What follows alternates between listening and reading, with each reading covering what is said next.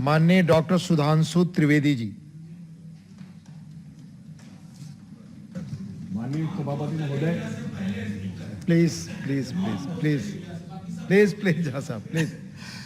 माननीय उपसभापति महोदय, आज का यह विधेयक जिस विषय के ऊपर है वो विश्व के लिए इतना महत्वपूर्ण है कि समुद्री व्यापार का विश्व का लगभग 80% से अधिक व्यापार समुद्री मार्ग से होता है। तो मानी हुई बात है कि वहां की सुरक्षा सुनिश्चित करना विश्व और भारत के व्यापार की सुगमता और विकास के लिए अत्यंत आवश्यक है। और उसमें जो पायरेसी होती है यानी जलदस्युता के द्वारा उस व्यापार को कितना नुकसान होता है, इस संदर्भ में अमेरिका के कोलोराडो के एक अर्थ फाउंडेशन ने एक असेसमेंट किया था। उसके अनुसार जलदस्युओं के द्वारा यानी मैरीटाइम पायरेसी के द्वारा औसतन दुनिया में 7 से 12 बिलियन डॉलर का अर्थव्यवस्था में नुकसान होता है। इसका अर्थ यह हुआ कि इस चीज का सभी देशों के विकास पर क्या प्रभाव पड़ता है। और जहां तक भारत का प्रश्न है तो हम जानते हैं कि दुनिया में पायरेसी की दृष्टि से, मैरीटाइम पायरेसी की दृष्टि से 10 सबसे संवेदनशील जो स्थान अंकित किए गए हैं उसमें से कई स्थान हिंद महासागर में है। खासकर इंडोनेशिया और अदन की खाड़ी के क्षेत्र इस दृष्टि से अत्यंत संवेदनशील माने जाते हैं। भारत के लिए तो एक और उल्लेखनीय बात है, हम दुनिया में इकलौते राष्ट्र हैं जिसके नाम पे एक महासागर है, हिंद महासागर और द इंडियन ओशन। और ये एक ऐसा क्षेत्र है जहां दुनिया का 70% से अधिक व्यापार कवर्ड होता है और यहां भारत के सामरिक हित भी जुड़े हुए हैं और आर्थिक हित भी जुटे हुए हैं। स्थिति कभी कभी यह भी हो जाती है कि पिछले दिनों में इस तरह के समाचार आए थे कि अदन की खाड़ी के पास जलदस्युओं के आतंक के चलते हुए भारत के मालवाहक जहाजों को नौसेना के द्वारा एस्कॉर्ट करना पड़ता है, यानी नेवल एस्कॉर्ट की जरूरत पड़ती थी। इस कारण से मुझे लगता है कि इस विषय पे बहुत गंभीरता की आवश्यकता है। यह इतना बड़ा क्षेत्र है कि इसमें लगभग 66,000 किलोमीटर से अधिक की दुनिया के भिन्न भिन्न देशों की कोस्ट लाइन आती है। वर्ल्ड का मेजॉरिटी ऑयल प्रोडक्शन का एरिया हिंद महासागर के क्षेत्र से जाकर गुजरता है और भारत के संदर्भ में तो कहा जाए 90 से 95% का हमारा ऑयल का ट्रेड इसी क्षेत्र से जाकर जाता है। 68% हमारा टोटल वॉल्यूम इसी क्षेत्र से ट्रांसपोर्ट होता है। और एक अन्य दृष्टि से भारत के लिए बहुत महत्वपूर्ण यह हो जाता है कि जो शिप ब्रेकिंग इंडस्ट्री है इसमें हमारा ग्लोबल शेयर 30% है, जो बहुत महत्वपूर्ण है और कहीं ना कहीं उसका भी ट्रांसपोर्टेशन इसी क्षेत्र से होता है। अतः जहाजों की सुरक्षा हमारे लिए एक बहुत इंपॉर्टेंट इशू बन जाती है। इसके अतिरिक्त इस क्षेत्र में बड़ी व्यापक खनिज संपदा इत्यादि भी पाई जाती है। जहां तक हम यह कहना चाहेंगे कि सिर्फ पेट्रोलियम प्रोडक्ट ही नहीं, हम लिक्विफाइड नेचुरल गैस के सबसे बड़े इंपोर्टर्स में से एक हैं, 4th लार्जेस्ट इंपोर्टर हैं, जो 45% एरिया हमारा इसी क्षेत्र से होकर आता है। और वर्ल्ड का जो मैरीटाइम ट्रांसपोर्टेशन है उसका 11% क्रू भारत से आता है। तो इससे यह समझ में आता है कि भारत और भारत से जुड़े हमारे सामुद्रिक व्यापार के हित कितने अधिक महत्वपूर्ण हो जाते हैं। अब इसमें कानूनी रक्षा कवच की बहुत आवश्यकता थी जो यह बिल प्रोवाइड करने का प्रयास करता है। इस संदर्भ में वैसे तो कानून के जानकार हमारे प्रतिपक्ष में भी और हमारे सत्ता पक्ष में बहुत लोग बैठे हैं। मुझे एक ऐसा स्मरण आता है कि एक घटना है पुरानी जिसकी वजह से समझ में आता है कि कानून यदि इस विषय पे मजबूत ना हो तो क्या समस्या होती है। 2005 का MV एलेंड्रा रेनबो केस, ध्यान होगा कि एक जहाज जा रहा था जो पनामा से जापान की तरफ जा रहा था। भारत के समुद्री क्षेत्र के पास पता चला अंतर्राष्ट्रीय एजेंसी से कि उसके ऊपर जलदस्युओं ने कब्जा कर लिया है। भारत के कोस्ट गार्ड ने जाकर उनको हिरासत में ले लिया, उन पे मुकदमा चला।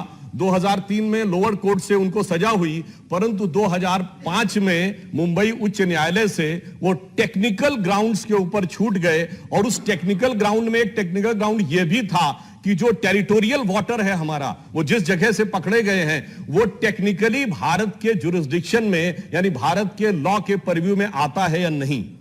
इससे समझ में आता है कई बार बड़ी बड़ी घटनाओं से कारण हुई असुरक्षा भी कानूनी सुरक्षा कवच अगर बेहतर ना हो तो उस कारण से समस्या आती है। और मैं कहना चाहूंगा कि इस बिल ने यह करने का प्रयास किया है।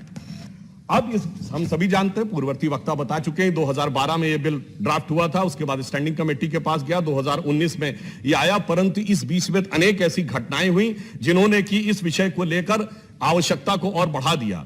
जब 18 लोग किडनैप किए गए थे नाइजीरियन कोस्ट गार्ड से दिसंबर 3, 2019 को, इस ढंग की अन्य घटनाएं होती रहीं और उसी बीच में 18 इंडियंस जो थे वो किडनैप हुए और किडनैपिंग की घटनाएं उत्तरोत्तर बढ़ती चली गई। इसलिए आवश्यकता महसूस हुई कि इस प्रकार का एक बिल होना चाहिए। परंतु जब समस्या व्यापक है तो सरकार की उस पर दृष्टि भी व्यापक थी।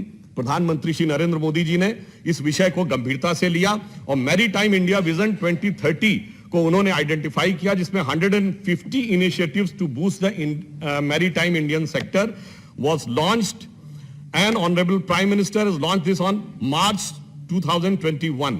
It has drafted the other significant consultation with over 350 public-private stakeholders comprising of the port, shipyard, inland waterways, state bodies, and the vision serves as a blueprint to achieve the accelerated and coordinated target of the development in the India's diverse maritime sector comprehensively, including the 150 initiative.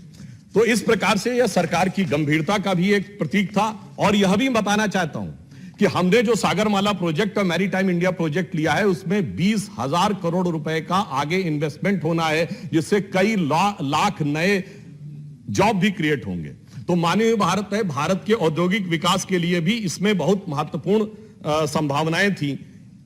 अब यह भी बात बताई जा चुकी है कि 1982 में यह विषय आया था, 1995 में हमने उसको साइन किया यूएन सिक्योरिटी काउंसिल में के सेशन को जब चेयर किया था प्रधानमंत्री जी ने 2021 का, जिसका कि उल्लेख माननीय मंत्री जी ने भी अपने प्रारंभिक उद्बोधन में किया था। उसमें भी उन्होंने इस बिल और इस आवश्यकता के ऊपर काफी बल दिया था और उन्होंने जो विषय प्रतिपादित किया था, मैं मानता हूं कि यह बिल उसी दिशा में आगे बढ़ रहा है। विगत 5-7 वर्षों में 500 से अधिक भारतीयों का जलदस्युओं के द्वारा अपहरण किया गया है, इसलिए इसकी सुरक्षा को सुनिश्चित करना हमारे लिए और अधिक महत्वपूर्ण हो जाता है। इंटरनेशनल मैरीटाइम ब्यूरो के अनुसार पायरेसी पर अटैक की घटनाएं दुनिया में पिछले कुछ वर्षों में 20% से अधिक बढ़ी हैं और इसलिए इस तरह के रक्षा कवच की आवश्यकता और होती है। इस बिल में एक महत्वपूर्ण बात यह की गई कि बहुत सारे टेक्निकल ग्रे एरिया थे, उसको क्लियरली डिफाइन करके ब्लैक एंड व्हाइट में डिटरमाइन करने का प्रयास किया गया, जैसे टेरिटोरियल वाटर हो, आर्म्ड रॉबरी और पायरेसी क्या होगी, इन दोनों को क्लियर डिफाइन किया गया है कि जो हमारे नॉटिकल माइल्स के एरिया में जो होगी वो आर्म्ड रॉबरी क्या मानी जाएगी और किस चीज को हम ये मानेंगे कि ये मैरीटाइम पायरेसी है।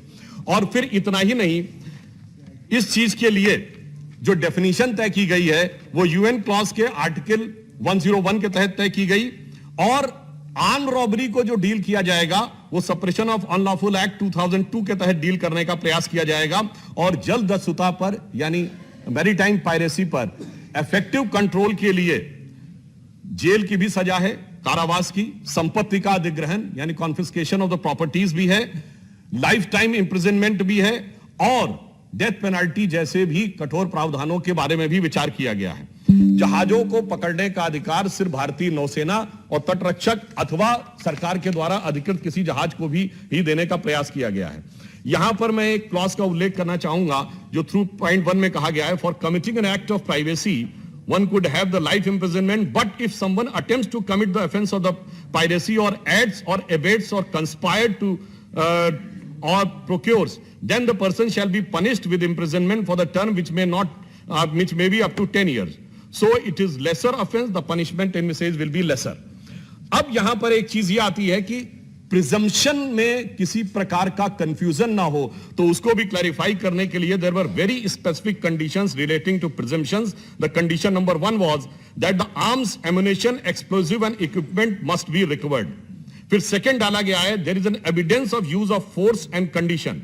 देन थर्ड है there is an evidence of the intended threat, यानी कोशिश की जाएगी किसी प्रकार का आतंक उत्पन्न करने की या कब्जा करने की। Unless these conditions with prima facie show some act of piracy that happen, even there the presumption unless contrary to the प्रिव्यूड।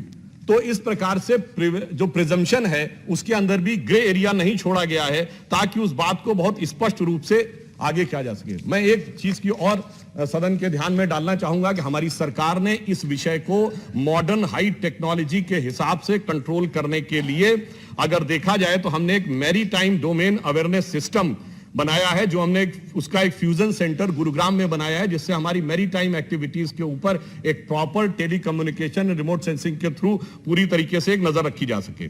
दुरुपयोग की संभावना नहीं हो सकती है, इसलिए एविडेंस वर्ड का प्रयोग कई बार किया गया है कि पर्याप्त तथ्य और सबूत के बाद ही उसके ऊपर कोई कार्य किया जा सके।